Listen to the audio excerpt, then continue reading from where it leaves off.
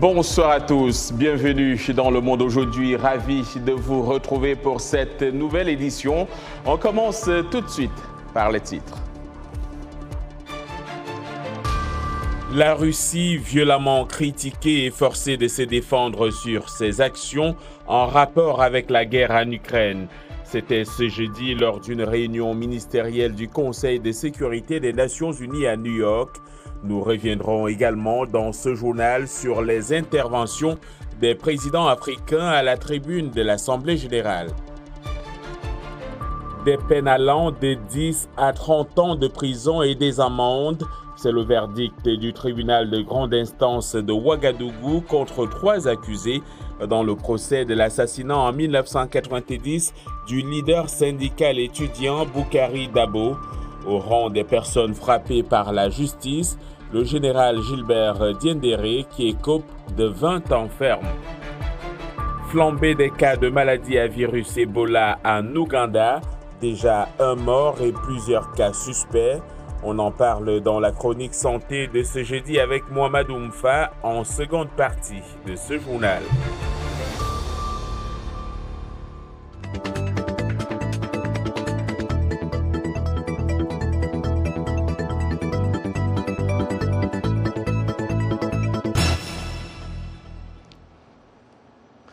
La semaine de haut niveau de l'Assemblée générale des Nations unies se poursuit ce jeudi à New York. Au programme aujourd'hui, les discours des dirigeants du Niger, du Burundi et de la Guinée. Nous reviendrons aussi sur le discours du président ivoirien Alassane Ouattara. Retrouvons tout de suite Dili Diko au siège des Nations unies à New York. Bonsoir Dili. Bonsoir John. Merci d'être avec nous, Dili. Ce matin, le président nigérien Mohamed Bazoum s'est exprimé à l'ONU. Qu'a-t-il dit? John, Mohamed Bazoum a pris la parole ce matin et il s'est focalisé en fait sur les défis de son pays et les défis de la région du Sahel en évoquant le dérèglement climatique, la sécheresse qui cause en fait une aggravation de l'insécurité alimentaire et aussi un manque de ressources en eau. Il a ensuite parlé de la situation sécuritaire et du terrorisme et parlé de l'environnement qui n'est pas du tout favorable dans la région. Il a cité l'exemple de la Libye et du Mali pour appuyer son point. Ensuite, il a remercié la France dans le cadre de l'opération Barkhane, mais aussi les partenaires du Niger, à savoir les États-Unis, l'Allemagne. Et il a appelé quand même la communauté internationale à plus d'actions contre la prolifération des armes. Regardons cet extrait. Cet écosystème de la violence a eu un effet d'aubaine sur les jeunes bergers de communautés les plus affectées par le dérèglement climatique, chez qui se sont développées de nombreuses vocations terroristes. Pour les Nations unies, pour la communauté internationale, se mouvoir et disserter sur la violence terroriste ne suffit pas. Il faut agir en investissant les ressources qu'il faut dans l'éducation pour lutter contre la violence d'aujourd'hui et prévenir les violences de demain. John Mohamed Bazoum a également fait état de la poussée démographique dans la région et dans son pays et des besoins dans le domaine de l'éducation, en particulier l'éducation des filles. Les présidents gambiens et de la Guinée-Bissau ont ensuite pris la parole. Il s'agit d'Adama Barrow et Oumarou Sissoko Embalo. Tous les deux ont évoqué la situation sécuritaire dans la région ouest africaine et ensuite le président burundais Évariste Ndayishimiye a prononcé son discours en se focalisant sur la paix au Burundi et a demandé de l'aide pour favoriser la sécurité dans son pays. Et Dili Diko, hier soir, c'est le discours du chef d'État ivoirien qui a retenu l'attention. John, tout à fait. Le président ivoirien Alassane Ouattara a parlé des tensions entre son pays et le Mali qui sont exacerbées en ce moment par l'arrestation de militaires ivoiriens en juillet. Ils sont accusés par Bamako d'être des mercenaires. Et pour le secrétaire général qui s'est enfin prononcé dimanche dernier, ces soldats font partie de la MINUSCA. Donc ça a été confirmé dimanche. Donc M. Ouattara, après avoir parlé de ce sujet-là, de cette tension entre le Mali et la Côte d'Ivoire, a évoqué l'économie. Donc dans son discours, l'économie a une grande place. Il a évoqué les difficultés de l'Afrique à accéder aux céréales, surtout dans le contexte de la guerre entre l'Ukraine et la Russie. Et il a aussi donné un exemple concret en expliquant qu'il regrettait que seuls 17% des exportations de blé débloquées depuis le début de la crise entre l'Ukraine et la Russie soient allouées à l'Afrique. Et je vous propose de regarder cet extrait d'Alassane Ouattara. Cette guerre a de sérieuses conséquences économiques, financières et sociales sur les pays africains. En effet, la hausse du prix du pétrole et les difficultés d'approvisionnement des marchés en céréales et en engrais ont entraîné une inflation généralisée. Ce conflit se traduit par une difficulté à financer leurs économies et une augmentation des prix des produits de première nécessité et même des cas de famine en raison de leur dépendance aux céréales et aux engrais en provenance d'Ukraine et de Russie. Je salue la signature à Istanbul le 22 juillet 2022 sous l'égide des Nations Unies et de la Turquie de l'accord sur la sortie du blé ukrainien. Nous regrettons cependant que seulement 17% du blé exporté d'Ukraine depuis cette date ait été réservé aux pays africains. John, comme vous pouvez le voir, on est en plein après-midi à New York et donc ce soir, les débats vont continuer à l'Assemblée générale et donc ce sera au tour de la Guinée de prendre la parole. Elle sera représentée par le Premier ministre Bernard Gomou et demain au programme, nous avons le Burkina Faso, le Togo et le Tchad. Donc je vous dis à demain pour plus de précisions sur ces trois pays. Merci Dili. On peut aussi voir qu'il pleut à New York et on va rester malgré la pluie à New York pour parler d'un autre sujet qui a focalisé l'attention. Le ministre russe des Affaires étrangères Sergueï Lavrov a rejeté devant le Conseil de sécurité de l'ONU les accusations occidentales concernant la guerre en Ukraine. M. Lavrov dénonce pour sa part l'impunité de Kiev. C'était lors d'une réunion spéciale du Conseil de sécurité consacrée à la situation en Ukraine, dont on fait le point avec Yacouba Ouedraogo. Face à ces pairs qui ont évoqué les abus de l'armée russe en Ukraine et condamné l'invasion, le ministre russe des Affaires étrangères, Sergueï Lavrov, s'est voulu on ne peut plus clair. Kiev doit son impunité à ses partenaires occidentaux, en premier lieu l'Allemagne et la France, mais aussi les États-Unis. Au lieu de pousser les autorités de Kiev à mettre en œuvre l'accord de Minsk, Berlin, Paris et Washington ont cyniquement ignoré les menaces croissantes de Kiev de résoudre le problème du Donbass par la force. Le chef de la diplomatie russe a aussi rejeté d'avance le travail de la Cour pénale internationale dans laquelle la Russie n'a aucune confiance, dit-il. Le procureur de la CPI, Karim Khan, a pris part à cette réunion spéciale des ministres des Affaires étrangères du Conseil de sécurité. Le bureau du Haut-Commissariat aux droits humains dit avoir documenté l'impact inacceptable, selon lui, de cette guerre sur les droits humains. Les rapports sont un catalogue de cruautés, d'exécutions sommaires, de violences sexuelles, de tortures et d'autres traitements inhumains et dégradants contre des civils et des prisonniers de guerre. Les dernières informations concernant les fosses communes d'Izium sont extrêmement troublantes. Toutes ces accusations doivent faire l'objet d'enquêtes approfondies pour garantir la responsabilité. Mercredi, à la tribune de l'ONU, le président Joe Biden a affirmé que cette guerre a anéanti le droit de l'Ukraine à exister. Dans un message vidéo diffusé à l'âge de l'ONU, le président ukrainien Volodymyr Zelensky a déclaré qu'un crime a été commis contre l'Ukraine et les Ukrainiens réclament un juste châtiment. La Russie a annoncé mardi des référendums d'annexion à partir de demain dans 4 régions contrôlées par Moscou, dans l'est et le sud de l'Ukraine. Par ailleurs, le président Vladimir Poutine a annoncé une mobilisation de 300 000 réservistes pour relancer son offensive en Ukraine. Et le président américain Joe Biden a annoncé un fonds additionnel de 2,9 milliards de dollars pour lutter contre l'insécurité alimentaire. Il a fait l'annonce lors de son discours mercredi devant la 77e Assemblée générale des Nations unies.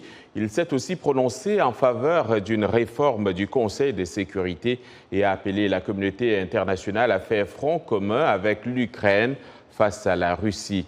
Pour une réaction, Abdourahmane Dia, notre envoyé spécial à cette Assemblée générale, a joint l'un des porte-parole du département d'État américain, Joanne Schmunzis.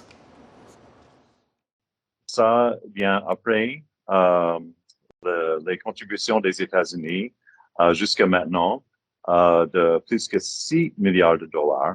En fait, les États-Unis sont le contributeur le plus grand, le plus important pour le programme alimentaire mondial. Et ça souligne notre engagement, l'engagement des États-Unis pour aider les gens qui ont le plus besoin dans cette crise alimentaire. Comment est-ce que les États-Unis voient cette question de la réforme du Conseil de sécurité? Bon, comme le président Biden a dit, les États-Unis soutiennent l'enlargement du Conseil de sécurité pour inclure plus de pays membres dans des sièges aussi permanents que non permanents. Et ça comprend aussi les pays africains et dans d'autres régions du monde. Le programme de réforme aussi comprend des mesures, par exemple, nous voulons appeler aux pays membres du Conseil de sécurité à ne pas utiliser le veto, sauf dans les cas extraordinaires. Et ça doit être très rare. Le président de la transition guinéenne, le colonel Mamadi Doumbouya, s'est rendu à Bamako pour, dit-il, soutenir un peuple frère à la veille de l'indépendance du Mali. Cette visite intervient alors que Conakry a rejeté catégoriquement les récentes déclarations du chef de la CEDEAO, qualifiant d'inacceptable une transition de 3 ans en Guinée. C'est un reportage de Mohamed Danyoko. C'est le premier déplacement du colonel Mamadi Doumbouya hors de ses frontières depuis que lui et ses hommes ont renversé le président Alpha Condé et pris le pouvoir par la force en septembre 2021. Il est arrivé à Bamako dans un avion mis à sa disposition par les autorités maliennes. Je suis à Bamako à côté de mon frère, le président Assimi, pour bien sûr fêter l'indépendance du Mali et accompagner le peuple malien, qui est un peuple frère. Et nous savons bien sûr la Guinée et le Mali, qu'on le dise, c'est un poumon ou deux même dans un même corps. Donc pour moi, il est important d'être à Bamako pour fêter l'indépendance du Mali avec mes frères maliens. Après quelques mots échangés en malinké et l'exécution des hymnes nationaux, les deux présidents, Mamadi Doumbouya et Assimi Goïta, ont passé en revue les troupes et salué les autorités sur place. Cette présence d'un président qui traverse la même situation que le Mali semble appréciée par les Maliens. Comme on le dit, c'est deux poumons dans un même corps. Le Mali et la Guinée, c'est deux pays frères. Lorsque le Mali a subi les sanctions illégales et illégitimes de la part de la CEDEAO, c'est la Guinée qui nous a ouvert ses portes. C'est la Guinée qui nous a aidés. Comme on le dit aussi, c'est à travers les difficultés qu'on arrive à reconnaître les ennemis. Donc on dit bienvenue au président guinéen. Mes impressions sont très bonnes puisque je trouve que la Guinée est dans son rôle. Comme tout le monde nous fait dos, la Guinée qui nous fait face parce que c'est nos parents. La Guinée et le Mali, c'est un même pays. C'est seulement les frontières qui nous ont été imposées. Sinon, nous sommes le même pays. Comme on le dit, même le président l'a dit aujourd'hui, c'est deux poumons dans un même corps. Donc on est très contents. Le Mali, à 2 reprises, et la Guinée font partie avec le Burkina Faso des pays de la CEDEAO où les militaires se sont emparés du pouvoir au cours des 2 dernières années. La CEDEAO a levé les sanctions sévères qui avaient été imposées au régime militaire du Mali, acceptant un retour à un régime civil en mars 2024. Lors d'une visite en Guinée, le chef de la CEDEAO, Umaro Sissoko Embalo, a déclaré qu'il avait obtenu un accord avec la junte pour céder la place à des civils élus après 2 ans, ce que Conakry rejette avec force, accusant même le leader bissau-guinéen de mensonge. Le Mali et la Guinée restent suspendus des instances de la CEDEAO. Mohamed Danyoko pour VOA Afrique, Bamako. 2 poumons dans un même corps, voilà qui est dit. Au Burkina Faso, le verdict du procès d'Abo Boukari, l'étudiant et militant de la NEB, l'Association nationale des étudiants burkinabés, assassiné en 1990 à la suite d'un mouvement, est désormais connu. Les 3 inculpés ont écopé de peines d'emprisonnement ferme allant de 10 à 30 ans. Il s'agit là d'un dossier emblématique qui vient de connaître son épilogue. De Ouagadougou, notre correspondant Lamine Traoré. Selon le verdict rendu très tôt ce matin, le général Gilbert Diendéré a été condamné à 20 ans de prison ferme et une amende d'1 million de francs CFA. Son co-accusé, le lieutenant-colonel Mamadou Bamba, lui écope de 10 ans de prison ferme et aussi une amende d'1 million de francs CFA. Le 3e inculpé, Magloire Yougoubaré, qui ne s'est pas présenté au procès, a été donc condamné à 30 ans de prison ferme et une amende de 5 millions de francs CFA. Un mandat d'arrêt a été décerné contre ce dernier. Satisfaction du côté des partis civils que ce procès ait pu se tenir. Nous pouvons dire que justice a été rendue pour notre camarade Dabo Boukari, qui a été effectivement assassiné le 19 mai 1990. Quand il est arrivé que quelqu'un a été assassiné en ayant été porté disparu, et que l'État ait mis des années pour reconnaître même qu'il était mort, parce que rappelez-vous que pendant des années, on a prétendu que Dabo Boukari était porté disparu, qu'il s'était évadé, qu'il avait été arrêté une fois, libéré, sans qu'on ose dire qu'en fait il avait été tué. Comme il fallait s'y attendre pour la défense, la vérité n'a pas éclaté.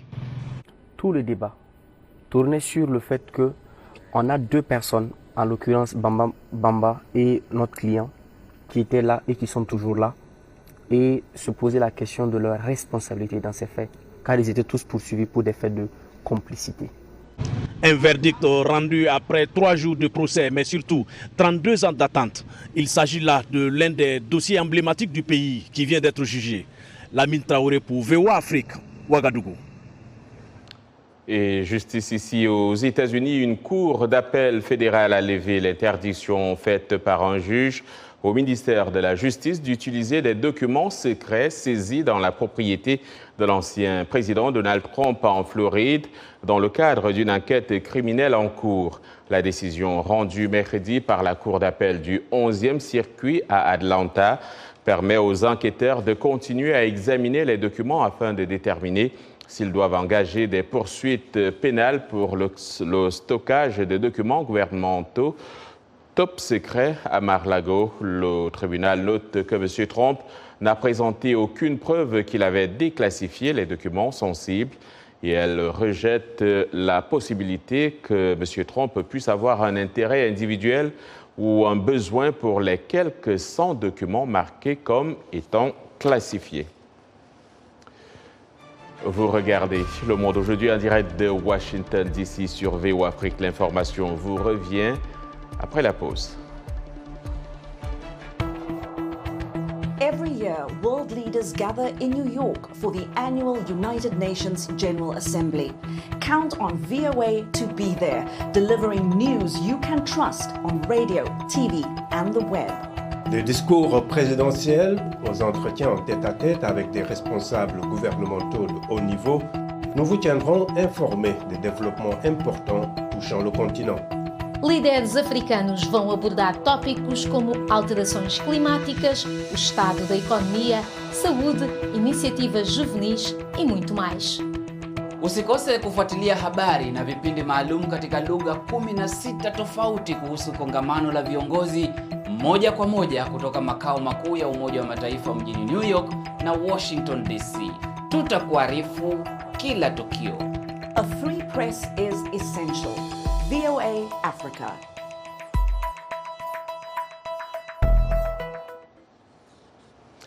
Vous suivez Le Monde aujourd'hui, un programme de VOA Afrique. Merci de nous rejoindre pour cette seconde partie. Nous émettons en direct de Washington, D.C.